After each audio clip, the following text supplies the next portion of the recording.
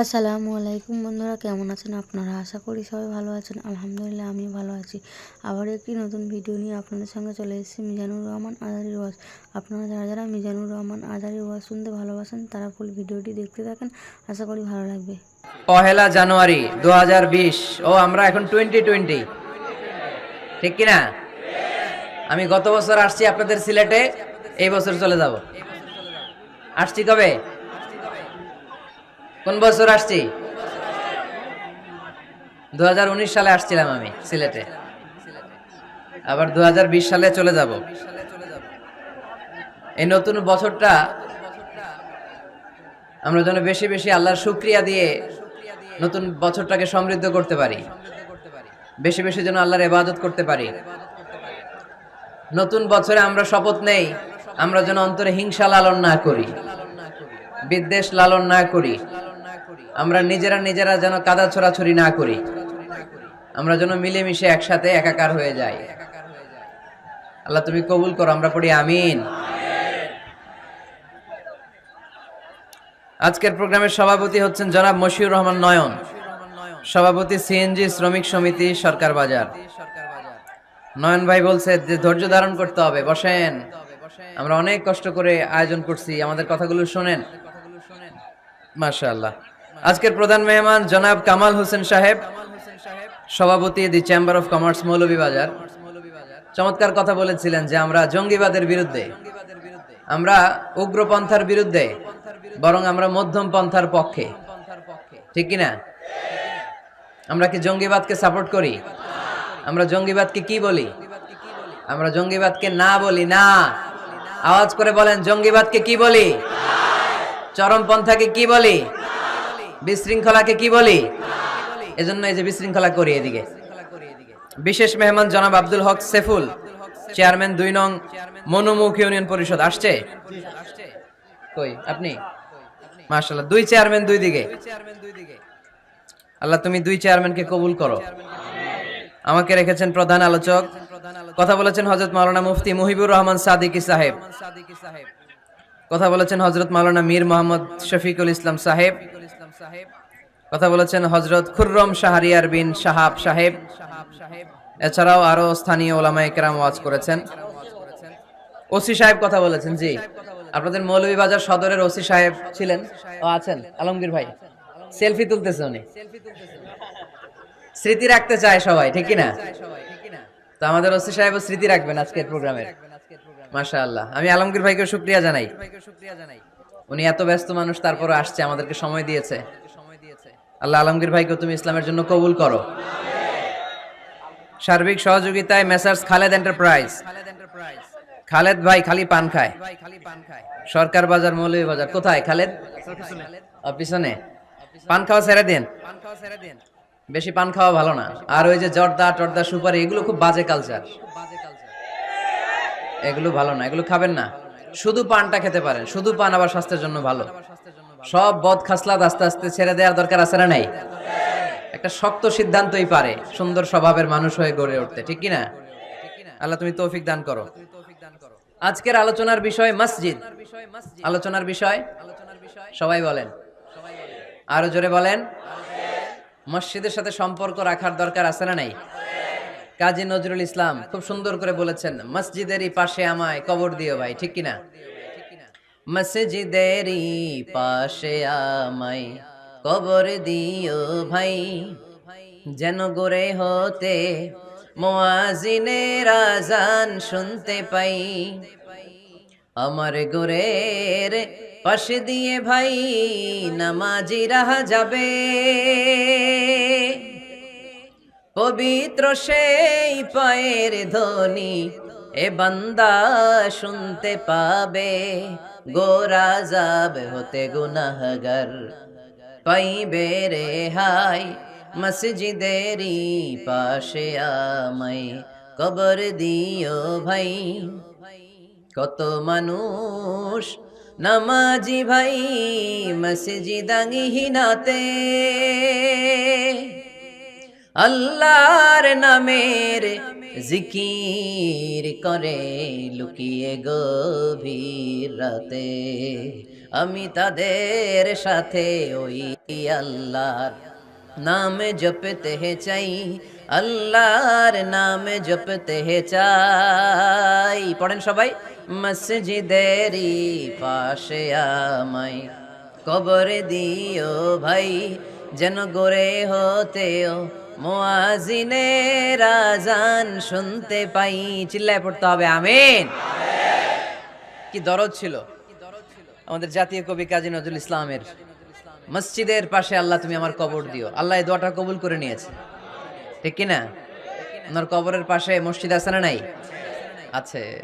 এজন্য মসজিদের সাথে সম্পর্ক জুড়ে দেওয়া এটা ইমানদারের আলামত, আর মসজিদকে ঘৃণা করা এটা মুনাফিকের আলামত। এজন্য আমরা যেন আমাদের হৃদয়টাকে মসজিদের সাথে জুড়ে দেই, মসজিদের সাথে যেন সুসম্পর্ক থাকে। মসজিদ সবার, মসজিদ নিয়ে দলাদলি নাই। দলাদলি আছে অনেক জায়গায়, হানাফি মসজিদ, আহলে হাদিস মসজিদ এরকম আমরা দেখি বা শুনি, এটা ঠিক না। হানাফি মসজিদ বলে কোনো কথা নাই, আহলে হাদিস মসজিদ বলে কোনো কথা নাই। মসজিদ সবার। ছোট্টখাট্ট বিষয় নিয়ে মসজিদে মারামারি, একজন হাত তোলে আরেকজন তোলে না, কিলাকিলি আছে না নাই? একজন বলে জোরে আমিন, আরেকজন আস্তে আমিন, মারামারি আছে না নাই? এগুলো কি মারামারি করার কোনো বিষয়? কথা বলেন। সালাতে ফরজ আছে, ওয়াজিব আছে, সুন্নাহ আছে। খেয়াল করে বুঝবেন। ফরজ যদি নষ্ট হয় সালাত ভঙ্গ হয়, you have to repeat your সালাহ।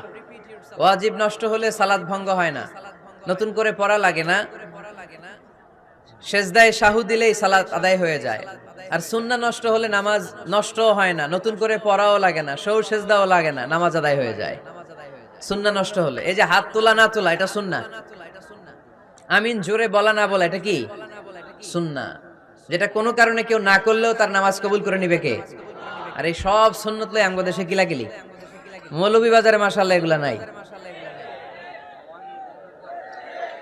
এখানেও আছে। এগুলার অবসান ঘটুক, আমরা চাই কি চাই না? আর কত এই ছোটখাটো বিষয় নিয়ে আমরা এই বিভেদের প্রাচীর আর দেয়ালকে উঁচু করব আমাদের মাঝখানে? কবে আমরা ঐক্যের সিন্ডিকেট করব? কবে? আর কবে সাদা মনের মানুষ হব? কবে? আর কত? অনেক হয়েছে, আর না, এবার থামেন। বিভেদের প্রাচীরকে ভেঙে চুড়িয়ে দেন। ঐক্যের এমন সিন্ডিকেট গড়তে হবে যাতে কোনো অপশক্তি এই ঐক্যকে ভাঙতে না পারে, বানচাল করতে না পারে। চিল্লায় বলেন ঠিক কিনা? এজন্য মিউচুয়াল রেসপেক্টের দরকার, পারস্পরিক শ্রদ্ধাবোধ সব ক্ষেত্রে, রাজনীতিতে, সামাজিক অ্যাক্টিভিটিসে আমাদের আলেম ওলামাদের মধ্যে পারস্পরিক শ্রদ্ধাবোধের দরকার। মিউচুয়াল রেসপেক্ট, কেউ কাউরে রেসপেক্ট করে না। আমি যেটা বুঝছি এটাই সব, বাকি সব হারাম, এরকম বলে না অনেকে? এরকম যেন না করি। তাহলে মসজিদ সবার। মসজিদ, আল্লাহর হাবিব সাল্লাল্লাহু আলাইহি ওয়াসাল্লাম খ্রিস্টানদেরকে মসজিদে ঢুকতে দিয়েছেন, আর আমরা মুসলমান ভাইয়ের জন্য মসজিদে তালা ঝুলায় দেই, আছে না নাই? আল্লাহর হাবিব সাল্লাল্লাহু আলাইহি ওয়াসাল্লাম কোথাও গেলেই প্রথমে মসজিদ বানাতেন। কি বানাতেন? মসজিদ বানাতেন। মক্কা থেকে হিজরত করে মদিনায় আসলেন, কোবায় থাকলেন কয়েক সপ্তাহ। কোবা পল্লীতে তিনি মসজিদ বানালেন, মসজিদ কোবা। ওখানে প্রতি শনিবার কেউ যদি ওযু করে ওখানে যে 2 রাকাত নামাজ পড়ে, একটা কবুল উমরার সওয়াব আল্লাহ তাআলা তার আমলনামায় দিয়ে দেয়। মসজিদে কোবা বানালেন। তারপরে মদিনায় এসে মসজিদে নববী বানালেন আল্লাহর হাবিব সাল্লাল্লাহু আলাইহি ওয়াসাল্লাম, মসজিদে নববী। এটা ছিল আল্লাহ রাসূল সাল্লাল্লাহু আলাইহি ওয়াসাল্লামের বৈশিষ্ট্য। কোথাও গেলেই তিনি মসজিদ বানাতেন, মসজিদে নববী। হায় রে, এখন তো কত সুন্দর মসজিদ আমরা দেখি, আমরা যে সালাত পড়ি। আল্লাহর হাবিব সাল্লাল্লাহু আলাইহি সাল্লামের সময় মসজিদে নববী কি এরকম ছিল? কথা বলেন। ফ্লোর ছিল বালুর ফ্লোর। কিসের ফ্লোর? আমাদের মসজিদের ফ্লোর কিসের? টাইলস।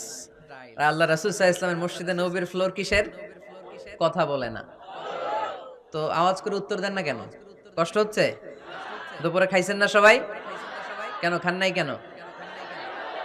রোজা রাখছিলেন? হ্যাঁ, ফজর বাদে আইছি। আচ্ছা ঠিক আছে, ঠিক আছে।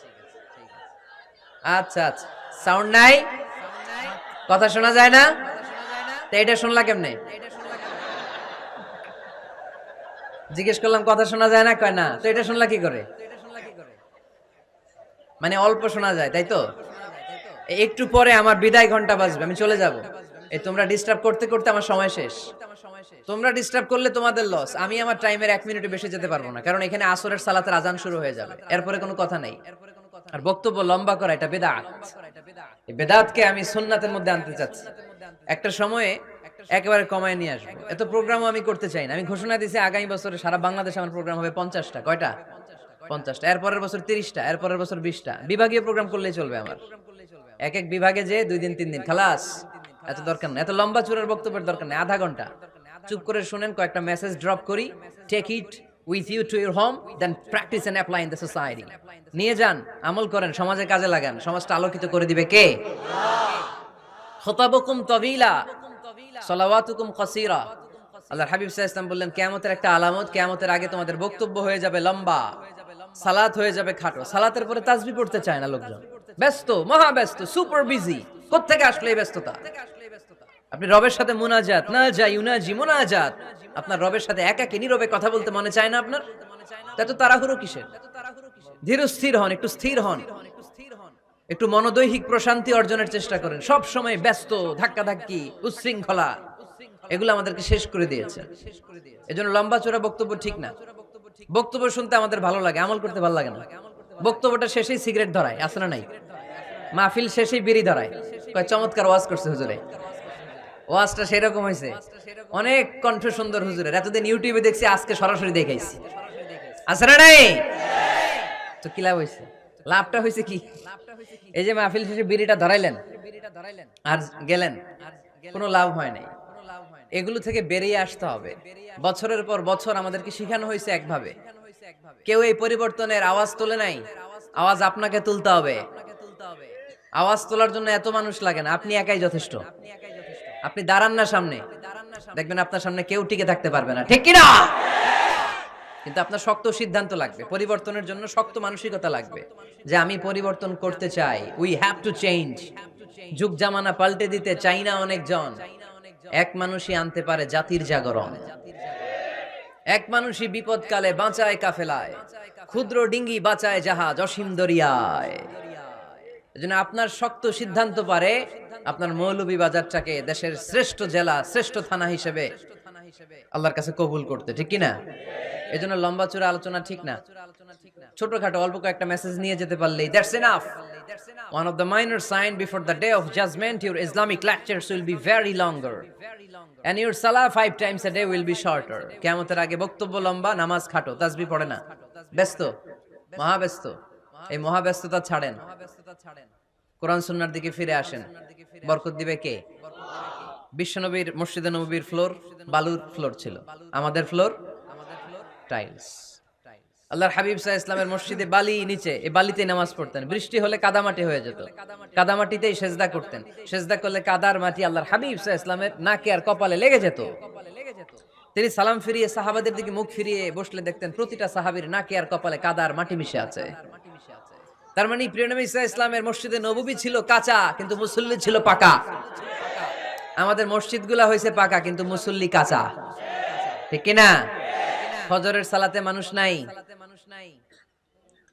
ইমাম সাহেব আছেন কে কে এলাকায়? দেখি ইমাম, মসজিদের ইমাম, মাশাআল্লাহ। আপনাদের এখানে ওই মসজিদে ফজরের নামাজে কয় কাতার হয়? 5 জন 6 জন? কেনে এত কম? কেনে? হ্যাঁ, আসে না, আসতে চায় না লোকজন। তো এই যে 5-6 জন ফজরের সালাতে, কল্পনা করতে পারেন ফজরের সালাতে এত কম লোক। ফজরের জামাতে লোক যায় না, এটা একটা মহামারী। যেদিন ফজরের জামাতের দৃশ্য আর জুমার নামাজের দৃশ্য একরকম হয়ে যাবে, ওই দিনই বাংলাদেশে ইসলাম কায়েম হয়ে যাবে। এখন স্লোগান তোলে বিপ্লব বিপ্লব, ইসলামী বিপ্লব। আর ফজরের সময় আমি কম্বলের ভিতরে, আছে না নাই? কোনো বিপ্লব হবে না। ফজরের নামাজ জামাতে পড়ুন, সকালটারে বরকতময় করে দিবে কে? আল্লাহর হাবিব সাল্লাল্লাহু আলাইহি ওয়াসাল্লামের মসজিদ ছিল সবার জন্য উন্মুক্ত, এখানে সবাই আসতে পারতো। এজন্য মসজিদ হবে সবার। আমরা মসজিদের আবাদকারী হতে চাই। এজন্য রাব্বুল আলামিন বলেন, ইন্নামা ইয়া'মুরু মাসাজিদাল্লাহি মান আমানা বিল্লাহি ওয়াল ইয়াউমিল আখির ওয়া কামাস সালাতা ওয়া আতাজ যাকাতা ওয়া লাম ইয়াখশা ইল্লাল্লাহ فعسى أولئك أن يكونوا من المهتدين। সুবহানাল্লাহ পড়েন। রব্বুল আলামিন বললেন মসজিদের আবাদকারী হবে তারা যারা আল্লাহর প্রতি ঈমান আনে, আখিরাতের প্রতি ঈমান আনে, যারা সালাত কায়েম করে, যারা যাকাত আদায় করে, যারা দুনিয়ার কাউকে ভয় পায় না, ভয় পায় একজনকে, চিল্লায় বলেন তিনি কে? যাদের হৃদয়ে আছে আল্লাহর ভয়, তারা কবু পথ ভুলে যায় না। আল্লাহর প্রেম ছাড়া এই দুনিয়া কারো কাছে কোনো কিছু চায় না, ঠিক কিনা? তাহলে যারা মসজিদের আবাদকারী এরা ভয় পায় একজনকে, চিল্লায় বলেন তিনি কে? মসজিদের আবাদকারীদের প্রথম গুণ, তারা আল্লাহয় বিশ্বাস করে, তারা আখিরাতে বিশ্বাস করে, তারা সালাত কায়েম করে, তারা যাকাত আদায় করে, তারা আল্লাহ ছাড়া পৃথিবীর কাউরে ভয় পায় না। আল্লাহ বলেন ফাআসা উলাইকা আইয়াকুনু মিনাল মুহতাদিন, আশা করা যায় তারাই হলো হেদায়েতের রাস্তার উপরে আছে, ঠিক কি না? তারাই মসজিদের আবাদকারী, যারা মসজিদে যায়, সালাত আদায় করে। এখন মসজিদের আবাদকারী আপনি হতে চান, আপনি মসজিদে যান না, আপনি আবাদকারী হতে পারবেন? মসজিদের অনেক সভাপতি আছে, মসজিদে যায় না, আছে না নাই? মৌলভীবাজারে এই সমস্যা বোধহয় নাই। মসজিদের সেক্রেটারি মসজিদে যায় না, আছে না নাই? তাহলে হইলো, এটা হইলো, এটা মেনে নেওয়া যায়? এজন্য সভাপতি সাহেবরা, আপনি কষ্ট করে মসজিদ বানিয়েছেন, মসজিদে যাবেন। এই কথা বলেন কেন? এত দিকে বিশৃঙ্খলা হইলে কেমন হবে? বসেন আর অল্প কয়েক মিনিট। সভাপতি সাহেব আপনি মসজিদে যাবেন, সেক্রেটারি সাহেব আপনি মসজিদে যাবেন, তাহলে আপনি সঠিক মসজিদের আবাদকারী হবেন, ঠিক কিনা? আমরা মসজিদের আবাদকারী হতে চাই, ইনশাআল্লাহ। পড়েন উমরানুল মাসাজিদ। মসজিদের আবাদ কি করে করতে হয়? মসজিদ আবাদ করার এক নাম্বার মাধ্যম হচ্ছে মসজিদ নির্মাণ করা। কি করা? নির্মাণ করা। খেয়াল করবেন, আল্লাহর হাবিব সাল্লাল্লাহু আলাইহি ওয়াসাল্লাম বলেছেন, মান বানা মসজিদান মিন মালিহি ফিদ দুনিয়া বানাল্লাহু লাহু বাইতান ফিল জান্নাহ। যে ব্যক্তি নিজের পকেটের টাকা খরচ করে দুনিয়াতে মসজিদ বানায়, আল্লাহ তাআলা তার জন্য জান্নাতে ঘর বানায়। 60টা জিনিস মানুষ মরে যাওয়ার পরে তার কবরে পৌঁছতে থাকে। ইন্না মিম্মা ইয়ালহাকুল মুমিন মিন হাসানাতিহি বা'দা মাউতিহি। মানুষ মরে যাওয়ার পরেও যে 60টা জিনিস তার কবরে পৌঁছায়, তার মধ্যে একটা হচ্ছে মসজিদান বানাহু। সে যে মসজিদ বানিয়ে গিয়েছে, ওই মসজিদের সওয়াব। সুবহানাল্লাহ পড়েন। আপনি টাকা দিয়ে মসজিদ বানিয়ে দিলেন, ওই মসজিদে মুসল্লিরা নামাজ পড়ে, রোজাদাররা এসে ওখানে ইফতার খায়, তাহাজ্জুদ আদায়কারীরা তাহাজ্জুদ পড়ে, তাদের সওয়াবের কমতি হবে না, কিন্তু তাদের সওয়াবের একটা পার্সেন্টেজ সওয়াব যে ব্যক্তি মসজিদ বানালো তার আমলনামায় আল্লাহ ঢুকিয়ে দেয়। এজন্য বেশি বেশি মসজিদ বানাতে রাজি আছেন তো? তাহলে মসজিদ আবাদ করার প্রথম মাধ্যম হচ্ছে মসজিদ বানানো। 2 নাম্বার মাধ্যম হচ্ছে মসজিদে যে জামাতে সালাত আদায় করা। জামাতে সালাতুল জামাআ তাফদুলু সালাতাল ফাযযি বি27 দারাজা। ঘরে নামাজ পড়লে, একা একা পড়লে যেই সওয়াব, জামাতে পড়লে 27 গুণ বেশি সওয়াব। সুবহানাল্লাহ বলতে পারলেন না? হে নামাজি আমার ঘরে নামাজ পড়ো আজ, দিল মে তোমার চরণ তলে হৃদয় যায় নামাজ। হে নামাজি আমার ঘরে নামাজ পড়ো আজ, দিল মে তোমার চরণ তলে হৃদয় যায় নামাজ। পড়েন আল্লাহু আকবার। কি সুন্দর লিখেছেন কাজী নজরুল ইসলাম। মসজিদ কেমন যেন মসজিদ তার নিজের ভাষায় আল্লাহর কাছে কেঁদে কেঁদে ফরিয়াদ জানায়, আল্লাহ নামাজিরা আমার ঘরে আসে না, কি সুন্দর টাইলস, কি সুন্দর মুসল্লা, কি সুন্দর এয়ার কন্ডিশন, সব আছে কিন্তু মুসল্লি নাই, ঠিক কিনা? মসজিদগুলো আল্লাহর কাছে ফরিয়াদ জানায়। এজন্য আমরা যেন মসজিদমুখী হই। কি মুখী? আওয়াজ করে বলতে হবে, কি মুখী? মসজিদমুখী। তাহলে মসজিদ আবাদের 1 নাম্বার পদ্ধতি মসজিদ বানানো। 2 নাম্বার মসজিদে বেশি বেশি যে জামাতে সালাত আদায় করা। 3 নাম্বারে মসজিদের সাথে সম্পর্ক জুড়ে দেওয়া, হৃদয়টা যেন সব সময় মসজিদের সাথে লেগে থাকে। আল্লাহর হাবিব সাল্লাল্লাহু আলাইহি ওয়াসাল্লাম বললেন, সাবআতুন ইউযিল্লুহুমুল্লাহু ফি যিল্লি ইয়াওমা লা যিল্লা ইল্লা যিল্লু। 7 শ্রেণীর ব্যক্তিকে আল্লাহ তাআলা কিয়ামতের দিন আরশের নিচে ছায়া দিবে, যেদিন আল্লাহর আরশের ছায়া ছাড়া কোনো ছায়া পৃথিবীতে থাকবে না। সেই দিনটা কি এই দিনের মতো? কিয়ামতের দিনটা আজকের এই দিনের মতো হবে? 50,000 বছর হবে। এটা লেন্থ, এটা ডিউরেশন। কাআন সাফসাফা লা তারা ফিহা ইওয়াজা ওয়ালা আমতা, লেভেল প্লেইং ফিল্ড, তামার জমিন। একটু কল্পনা করেন তো ওই দিনটা কত ভয়ঙ্কর। বাবা ছেলেরে চিনবে না ওই দিন, ছেলে বাবারে চিনবে না, স্ত্রী স্বামীকে চিনবে না, স্বামী স্ত্রীকে চিনবে না, পীর সাহেব মুরিদ চিনবে না, মুরিদ পীর সাহেবকে চিনবে না, নেতা কর্মীকে চিনবে না, কর্মী নেতাকে চিনবে না। হায় হায়, ইয়া নাফসি ইয়া নাফসি বলে কাঁদবে। সূর্যটা মাথার কাছে চলে আসবে, সূর্যের তাপে মাথার মগজগুলো গলে গলে নাকের ছিদ্র আর কানের ছিদ্র দিয়ে টপ টপ করে বেয়ে বেয়ে পড়বে। তৃষ্ণায় মানুষগুলো পাগল পাড়া, জিহ্বাটা বের হয়ে নাভি পর্যন্ত ঝুলতে থাকবে। সেদিন সবাই পাগলের মতো ছুটতে থাকবে, কোনো ছায়া নাই আল্লাহর আরশের ছায়া ছাড়া। আল্লাহর হাবিব বললেন 7 শ্রেণীর ব্যক্তিকে আল্লাহ তাআলা আরশের নিচে ছায়া দিবেন। এর মধ্যে এক শ্রেণীর ব্যক্তি রাজুলুন কলবুহু মুআল্লাকুন বিল মাসাজিদ, ওই ব্যক্তি যার হৃদয়টা সব সময় আল্লাহর মসজিদের সাথে লেগে থাকে। মসজিদের সাথে যার হৃদয় লেগে থাকে তাকে আরশের নিচে ছায়া দিবে কে? এজন্য মসজিদের সাথে যেন আমাদের হৃদয়গুলো লেগে থাকে। অনেকেই দেখবেন এত ভালো নামাজি, জোহর পরে টেনশন করে আসরটা কই পড়বো, আসর পরে চিন্তা করে মাগরিবের সময় আমি কোথায় থাকবো, মাগরিবের সময় টেনশন, ইস এশাটা হয়ে গেলেই তো শেষ। এরকম লোক আছে না নাই? এদেরকে সেই কঠিন ভয়াবহ দিনে আরশের নিচে ছায়া দিবে কে? তারপরে মসজিদ আমাদের 4 নাম্বার পদ্ধতি, মসজিদকে পরিচ্ছন্ন রাখা, মসজিদকে ঝাড়ু দেয়া। মসজিদকে যারা পরিষ্কার করে তাদের হৃদয়ের যন্ত্রণা দূর করে দেয় কে? সাইয়েদনা ইব্রাহিম আলাইহিস সালাম এবং ইসমাঈল আলাইহিস সালামকে আল্লাহ তাআলা আদেশ করেছেন তাহিরা বাইতিয়া লিত-তাইফিনা ওয়াল আকিফিনা ওয়ার রুকআই সুজুদ। হে ইব্রাহিম ইসমাঈল, বাপ বেটা দুইজন মিলে মসজিদ ঝাড়ু দাও। কি ঝাড়ু দাও? মসজিদেরি ঝাড়ু বড়দার, ও কামারে হাত শোনো আমারে মুনাজাত। পড়েন, শোনো শোনো ইয়া ইলাহি আমারে মুনাজাত, শোনো আমারে মুনাজাত। পড়েন আমিন। মসজিদ ঝাড়ু দেওয়া মসজিদ আবাদের অন্তর্ভুক্ত। আপনারা কেউ কোনোদিন মসজিদ ঝাড়ু দিয়েছেন নাকি? কে কে দিয়েছেন দেখি? সবাই সবাই মসজিদের খাদেম? মাশাআল্লাহ। আমিও দিছি মসজিদ ঝাড়ু, অনেক দিছি। মাশাআল্লাহ, আল্লাহ তুমি কবুল করো। যাদের হৃদয়ে বড় জ্বালা, ফ্যামিলিতে সুখ নাই, শান্তি নাই, তারা হৃদয়ে প্রশান্তি আনতে চাইলে এতিমখানায় যাবেন, এতিমের মাথায় হাত বুলিয়ে দিবেন, এতিমের মুখে খাবার তুলে দিবেন। আপনার হৃদয়টারে নরম করে দিবে কে? আল্লাহর ঘর মসজিদে যাবেন, নিজ হাতে মসজিদটারে একটু পরিষ্কার করে দিবেন, আপনার জীবনটারে উজালা করে দিবে কে? তাহলে এগুলো করার মাধ্যমে আমরা মসজিদের আবাদ করতে চাই।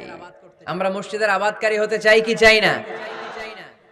আল্লাহর ঘর মসজিদ আবাদ করার মতো শ্রেষ্ঠ কাজ পৃথিবীতে হতে পারে না। এই মসজিদের কিছু আদব আছে, আল্লাহ রাসূল সাল্লাল্লাহু আলাইহি ওয়াসাল্লাম বলেছেন এই আদবগুলো মেইনটেইন করে যেন আল্লাহর ঘর মসজিদের সাথে আমরা ব্যবহার করি।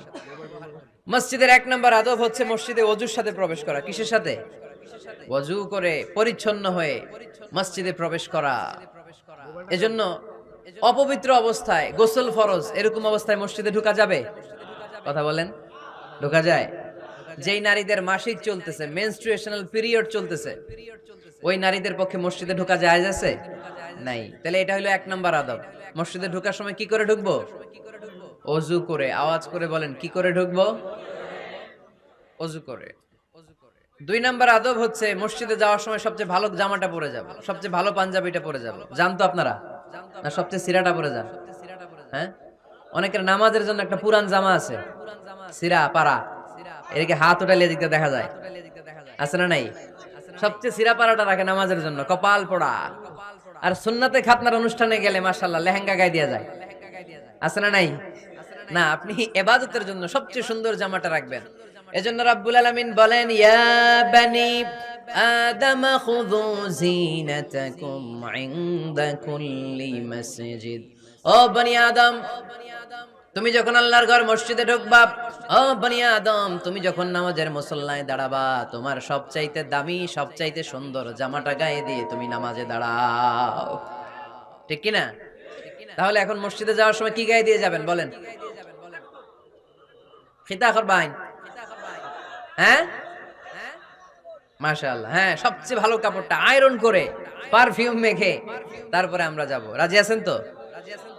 3 নাম্বার আদব হচ্ছে মসজিদে ঢোকার সময় বাম পা দিয়ে ঢুকতে হয়।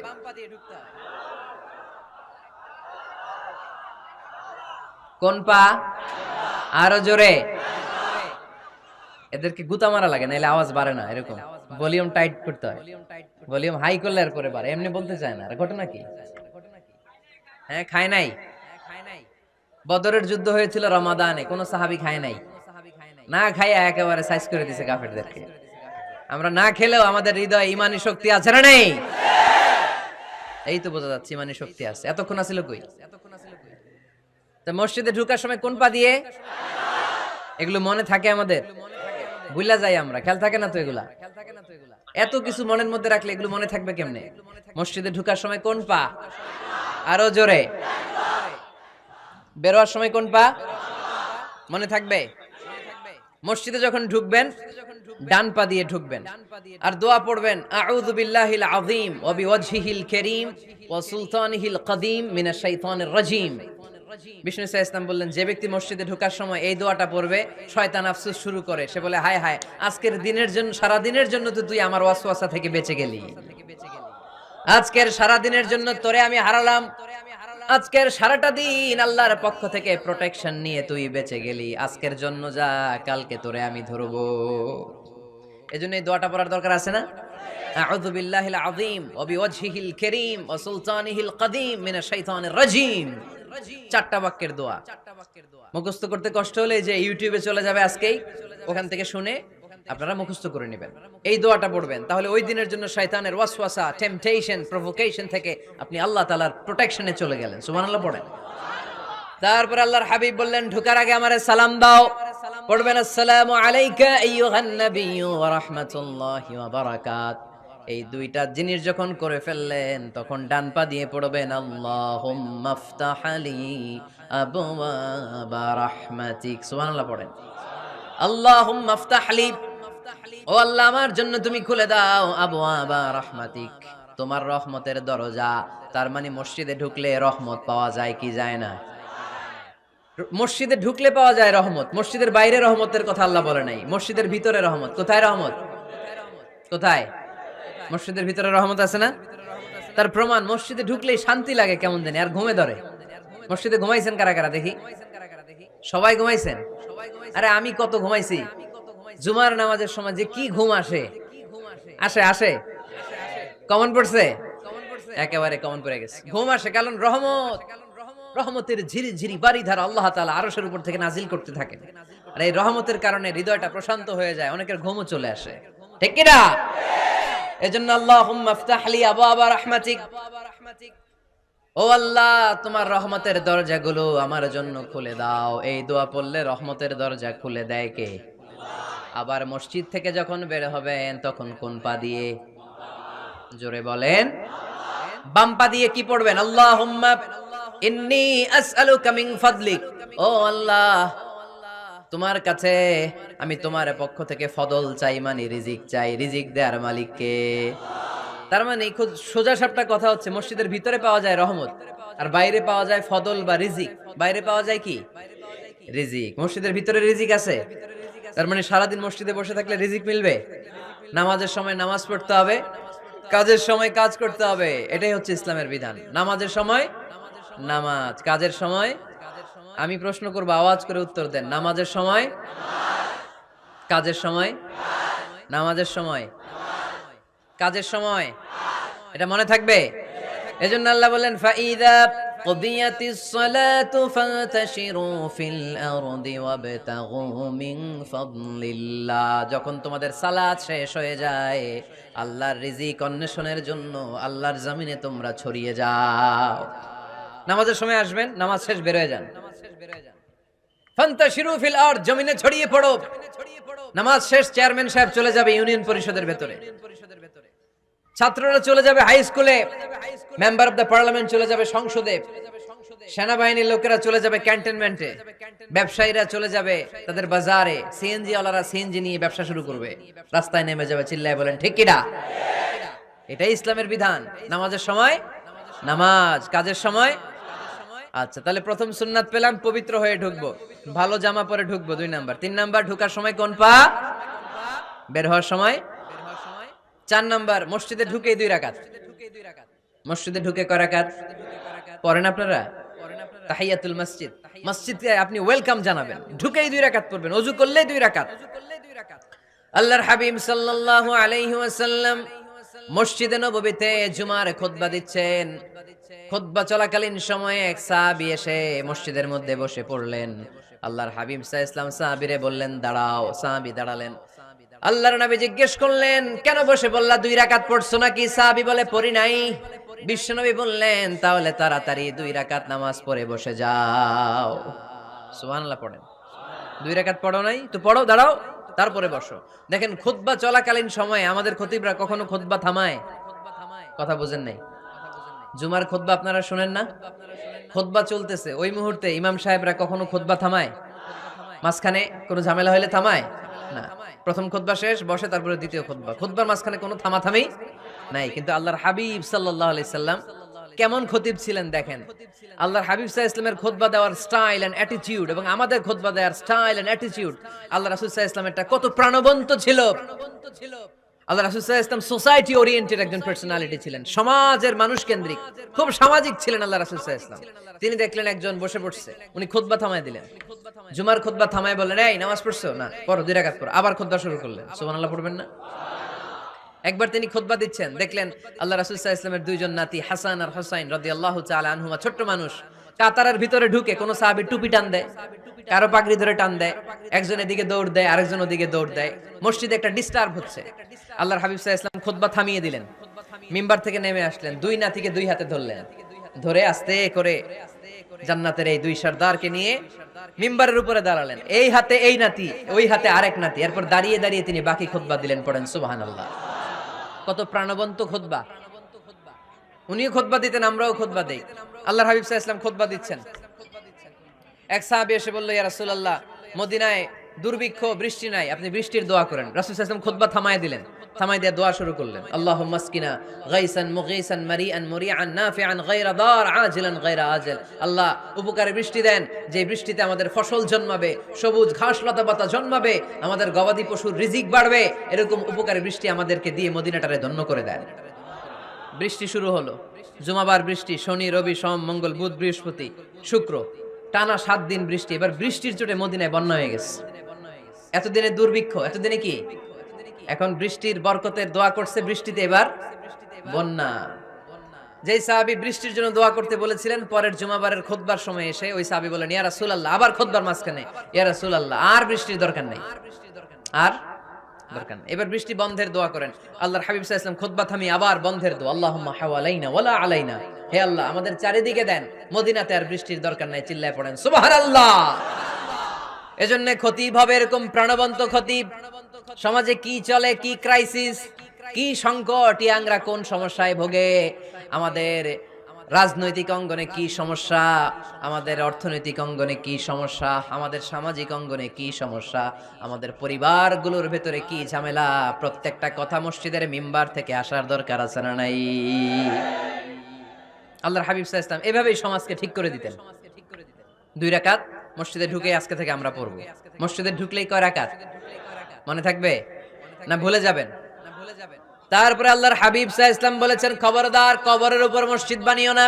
কবরস্থান একদিকে, মসজিদ আরেকদিকে। কিন্তু বাংলাদেশে মসজিদের সাথে কবর মিলানো আছে না নাই? ছোট্ট একটা মসজিদ, কিন্তু এত বড় বাবার কবর আছে না নাই? না, এগুলো করবেন না আপনি। আগে হবে মসজিদ, পরে কবরস্থান। যেমন মসজিদে নববী হয়েছে আগে, তারপরে বিশ্বনবীর কবর এখানে আছে না নাই? মসজিদে নববী প্রতিষ্ঠিত হয়েছে আগে, পরে বাকি কবরস্থান আছে না নাই? কিন্তু কোন আল্লাহর ওলির কবরস্থানের উপরে যদি মসজিদ বানান, তার উপর লানাত দিয়েছে কে? লাআনা রাসূলুল্লাহ আলাল ইয়াহুদ ওয়ান নাসারা ইত্তাখাযু কুবুর আমবিয়াইহিম মাসাজিদা। আল্লাহর রাসূলের লানত ইহুদি নাসারাদের উপর, কারণ ইহুদি আর নাসারাদের একটা খাসলাত, একটা বৈশিষ্ট্য ছিল, তারা তাদের নবীদের কবরের উপরে মসজিদ বানায় ফেলতো। এটা করা যাবে? এজন্য এলাকায় এলাকায় এই ঝামেলা, কবর আর মসজিদ হবে আলাদা। আবার মসজিদের কিবলার দিকে যেন কবরস্থান না হয়, তাহলে শিরক হওয়ার সম্ভাবনা আছে না নাই? খুব সাবধান, আল্লাহ সব মাফ করে কিন্তু শিরক মাফ করে না, ঠিক কি না? শিরক হচ্ছে মহাপাপ, সব পাপের বাপ। এজন্য আমরা সব করলেও শিরকের গুনাহ মুসলমান কখনো করতে পারে। এরপর আল্লাহর হাবিব বললেন, মসজিদকে পরিষ্কার পরিচ্ছন্ন রাখো, এটাও মসজিদের আদাব। মসজিদে আতর লাগিয়ে দেন, বাখুর জ্বালিয়ে দেন। আপনাদের এই এলাকার মধ্যে তো বাখুরের অভাব নাই, আগরের অভাব নাই, ঠিক কিনা? গতকাল প্রোগ্রাম ছিল কই? সুজানগর, আগরের রাজধানী। আগর চিনেননি আপনারা? হ্যাঁ, এই যে দেহনেল উদ পারফিউম, আপনাদের এই যে মাহতাব সাহেবের আল হারামাইন, এরপরে যে আজমল কোম্পানি, এও আপনাদের এই মৌলভীবাজার এলাকার। এরকম অনেক কোম্পানি আছে দুবাই ভিত্তিক, গোটা বিশ্বে ওনারা ব্র্যান্ডিং করেছে। এগুলোর র ম্যাটেরিয়াল, কাঁচামাল যায় হচ্ছে আপনাদের মৌলভীবাজার থেকে। ছেলের বউ শাশুড়ির ওয়াজ গতকাল করছে, শুনে নিন। শাশুড়ি আর বৌমার কিলাকিলি, গতকালের ওয়াজের বিষয় ছিল কি? শাশুড়ি বৌমার কিলাকিলি কি করে থামাবেন, শুনে নিন। আচ্ছা ঠিক আছে, মুফতি সাহেবদের কাছ থেকে জেনে নেবেন এই প্রশ্ন। আমি উত্তর দিলে আবার কিলাকিলি লেগে যাবে বাংলাদেশ। কিলাকিলির দরকার নাই। সম্মানিত ভাইয়েরা, মসজিদ পরিষ্কার পরিচ্ছন্ন রাখবেন, এই বাখুর জ্বালাবেন, দেহিনুল উদ, এই পারফিউম গুলো ছড়িয়ে দিবেন। মসজিদের মধ্যে অনেক মসজিদে দুর্গন্ধ আছে না নাই? এই কার্পেটের মধ্যে ময়লা, পরিষ্কার করে না। আল্লাহর হাবিব সাল্লাল্লাহু আলাইহি ওয়াসাল্লাম বলেছেন, খবরদার। আম্মা জান আয়েশা বর্ণনা করেন, আমার রাসূলুল্লাহ সাল্লাল্লাহু আলাইহি ওয়াসাল্লাম বিবিনাইল মসজিদ ফি দুয়ার ওয়া আন তুতাইয়াবা ওয়া তুনাযাফ, আমরা যেন এলাকা এলাকায় মসজিদ বানাই, মসজিদগুলোকে যেন পারফিউম দিয়ে, আতর দিয়ে সুগন্ধময় করে দেই। বিশ্বনবী আদেশ করেছেন, সুবহানাল্লাহ পড়েন। এজন্য কোনো অপরিচ্ছন্ন মসজিদ থাকতে পারবে না। মসজিদের পাশ দিয়ে গেলে আতরের ঘ্রাণে আমোদ হয়ে লোকজন যেন বুঝতে পারে এটা আল্লাহর ঘর, মসজিদ। চিল্লায় বলেন ঠিক কি না? এরপর আল্লাহর হাবিব সাল্লাল্লাহু আলাইহি ওয়াসাল্লাম বলেছেন, মসজিদের আরেকটা আদব হলো মসজিদকে অতিমাত্রায় ডিজাইন না করা। বেশি ডিজাইন করা যাবে না। এমন ডিজাইন করা যাবে না যে এটা মসজিদ বুঝাই যায় না। এত লাইটিং ফাইটিং করে, এটা কি মসজিদ না কমিউনিটি সেন্টার বুঝাই যায় না।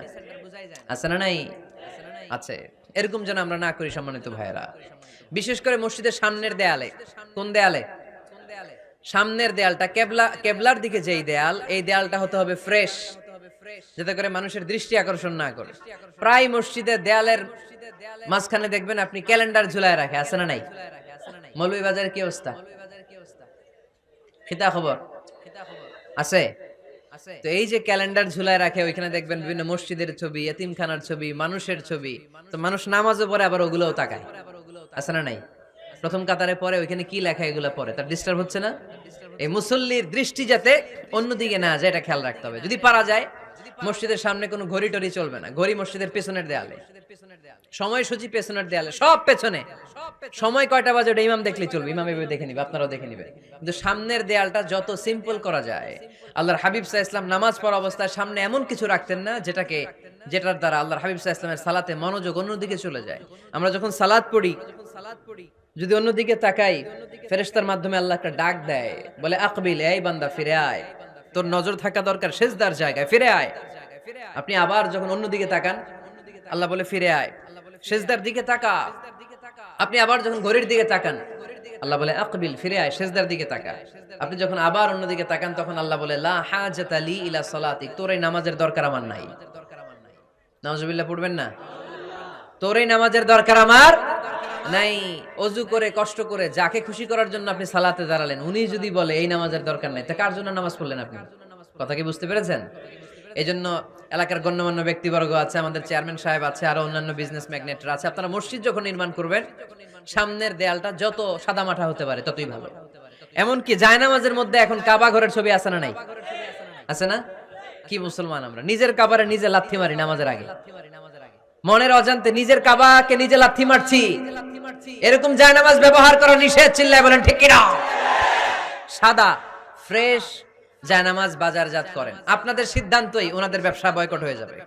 আপনারা যদি এখন থেকে মসজিদের মিনারা আর কাবা ঘরের যে প্রতিকৃতি বা ছবি, এরকম ছবি সম্বলিত জায়নামাজ কিনা বন্ধ করে দেন, এদের মার্কেট থাকবে? কথা বলেন। কালকে থেকে আমরা জায়নামাজ কেনার সময় ফ্রেশ জায়নামাজ কিনবো। কোন মসজিদ, কোন মিনার, আমাদের কাবা ঘরের ছবি সম্বলিত কোন জায়নামাজ কিনা যাবে? আওয়াজ করে বলেন, যাবে? যাবে না। এগুলো হচ্ছে মসজিদের আদাব। এগুলো রক্ষা করে মসজিদে ঢোকার দরকার আছে না নাই? পৃথিবীতে 3টা মসজিদ সবচাইতে শ্রেষ্ঠ মসজিদ। কয়টা? আওয়াজ করে বলেন না। 1 নাম্বার মসজিদুল হারাম, ফাওয়াল্লু উজুহাকুম শাতরা, যেখানেই তোমরা নামাজ পড়ো না কেন মসজিদের হারামের দিকে হয়ে নামাজ পড়ো। কিবলা কোন দিকে আজকে? এদিকে, এইদিকে কিবলা। আমি যদি এদিকে হয়ে পড়ি নামাজ হবে না? হবে না কেন? কারণ কিবলামুখী হয়ে নামাজ পড়া ফরজ। চিল্লায় বলেন ঠিক কিনা? মসজিদুল হারাম পৃথিবীর প্রথম মসজিদ। ওখানে একটা ঘর আছে, ঘরটার নাম হলো কাবা। ইন্না আউওয়ালা বাইতিন উদিআ লিন-নাসি লাল্লাযী বিবাক্কাতা মুবারাকা। এই পৃথিবীর প্রথম ঘর, যেই ঘরটা স্থাপিত হয়েছে বাক্কা শহরে। বাক্কা মক্কার আগের নাম, এখন শহরের নাম মক্কা। আগে নাম ছিল কি? সবাই বলেন কি নাম ছিল? বাক্কা। এটা পৃথিবীর আদি ঘর, সব নবীদের পরশধন্য পদধূলিতে এই জায়গাটা বরকতময় হয়েছে। এটা এমন ঘর যেই ঘরের চারদিকে 1 রাকাত নামাজ পড়লে 1 লক্ষ রাকাতের সওয়াব পাওয়া যায়। হজ উমরা করেছেন কে কে দেখি? হজ উমরা করেছেন আপনারা না? মাশাআল্লাহ। আমরা যারা করতে পারি নাই আল্লাহ তাদেরকেও তৌফিক দাও। আমরা যেন এই কাবা ঘরে যে প্রাণ ভরে সালাত আদায় করতে পারি, আল্লাহ তৌফিক দান করো। আমরা যেন মসজিদে নববীতে যে প্রাণ ভরে সালাত করতে পারি, তৌফিক দান করো। আল্লাহর হাবিব সাল্লাল্লাহু ইসলামের কবরের সামনে দাঁড়িয়ে যেন আমরা প্রাণ খুলে মন প্রাণ উজাড় করে বিশ্বনবী সাল্লাল্লাহু ইসলামকে সালাম দিতে পারি, আল্লাহ তৌফিক দান করো। এই কাবা ঘরকে কেন্দ্র করে প্রতিদিন 100টা রহমত নাজিল হয়। আওয়াজ করে বলেন কয়টা? আল্লাহর হাবিব বললেন প্রতিদিন প্রতিনিয়ত 100টা রহমত নাজিল হতেই থাকে। সিত্তুন আলিত তাইফিন, 60টা রহমত তাদের উপর নাজিল হয় যারা কাবা ঘরের চারদিকে তাওয়াফ করে। আরবাঈন আলিল মুসাল্লিন, বাকি 40টা নাজিল হয় যারা কাবা ঘরের পাশে নামাজ পড়ে। ওয়া 20 আলিন নাযিরিনা ইলাল কাবা, বাকি 20টা রহমত প্রতিনিয়ত নাজিল হয় যারা তাওয়াফ করে না, সালাত আদায় করে না, শুধু কাবার গিলাফের দিকে তাকিয়ে থাকে। কাবার দিকে তাকায় থাকলেই সওয়াব। সুবহানাল্লাহ পড়েন। 1 রাকাতে কয় লক্ষ রাকাতের সওয়াব? এজন্য আল্লাহর হাবিব সাল্লাল্লাহু আলাইহি ওয়াসাল্লাম বলেছেন লা তুশাদ্দুর রিহাল ইল্লা ইলা সালাসাতি মাসাজিদা, স্পেশাল ভার্চু এন্ড রিওয়ার্ড, বিশেষ সওয়াবের নিয়তে পৃথিবীর এই 3টা জায়গা ছাড়া কোথাও নিয়ত করে ভ্রমণ করা জায়েজ নাই। এক হচ্ছে মসজিদুল হারাম, 2 হচ্ছে মসজিদ নববী, 3 হচ্ছে মসজিদুল আকসা। এই 3টা মসজিদ ছাড়া পৃথিবীর কোন মসজিদে নিয়ত করে সফর করা যাবে না, বিশেষ নিয়তে সফর করা যাবে না। যে আমি যদি এই মৌলভীবাজারের জামে মসজিদে যাই বেশি সওয়াব পাওয়া যাবে, এই নিয়তে সফর করা যাবে না। বেশি সওয়াব শুধু এই 3 মসজিদে। মসজিদুল হারামে 1 রাকাতে কত রাকাতের সওয়াব? কথা কয় না। আর মসজিদে নববীতে 1 রাকাতে 1000 রাকাতের সওয়াব। আরেক বর্ণনায় আছে 50,000, বর্ণনাটা দুর্বল। সহিহ বর্ণনায় এসেছে 1 রাকাতে 1000 রাকাতের সওয়াব। মসজিদুল আকসায় সালাত পড়লে 1 রাকাতে, এক বর্ণনায় এসেছে 250 রাকাতের সওয়াব, আরেক বর্ণনায় এসেছে 500 রাকাতের সওয়াব। এই 3টা মসজিদ ছাড়া পৃথিবীর অন্য কোন মসজিদে যে নামাজ পড়লে বেশি সওয়াব হবে, এই নিয়তে সফর করা যাবে? চিল্লায় বলেন যাবে। তবে মসজিদটা দর্শন করার জন্য যেতে পারবেন। মসজিদটা দেখতে কেমন, এটার ক্যালিওগ্রাফিক্যাল ডিজাইন কেমন, এটার আর্কিটেকচারাল ডিজাইন কেমন, এটার দৃষ্টিনন্দন সৌন্দর্য কেমন, মসজিদটা দেখতে কেমন, দেখতে যেতে পারবেন। কিন্তু বিশেষ সওয়াব রিওয়ার্ড এই 3টা মসজিদ ছাড়া অন্য কোনো মসজিদের জন্য হবে না। এই মসজিদ হচ্ছে আমাদের সামাজিক ঐক্যের কেন্দ্রবিন্দু, এটা হচ্ছে আমাদের কমিউনিটি সেন্টার। আমরা শুধু নামাজের জন্য মসজিদকে ইউজ করি, এছাড়া আরো অনেক ইউসেজ আছে মসজিদের। খেয়াল রাখবেন, আমাদের মুসলমানদের মসজিদ হিন্দুদের মন্দিরের মতো নয়। কোথায় আজান হইছে? শেষ করে দিব না? সুবহানাকাল্লাহুম্মা বিহামদিকা আশহাদু আল্লা ইলাহা ইল্লা আনতা আস্তাগফিরুকা ওয়া আতুবু ইলাইক। আল্লাহ আমাদের সবাইকে কথাগুলো বুঝার ও আমল করার তৌফিক দান করুন। ভিডিওটি ভালো লাগলে একটি লাইক, কমেন্ট ও শেয়ার করে পাশে থাকবেন বন্ধুরা। যারা যারা শেষ পর্যন্ত ভিডিওটি দেখেছেন তাদের জন্য অনেক অনেক ভালোবাসা থাকলো বন্ধুরা। আর নতুন নতুন ভিডিও পেতে চ্যানেলটিকে সাবস্ক্রাইব করে পাশে থাকবেন বন্ধুরা। ভালো থাকবেন, ধন্যবাদ।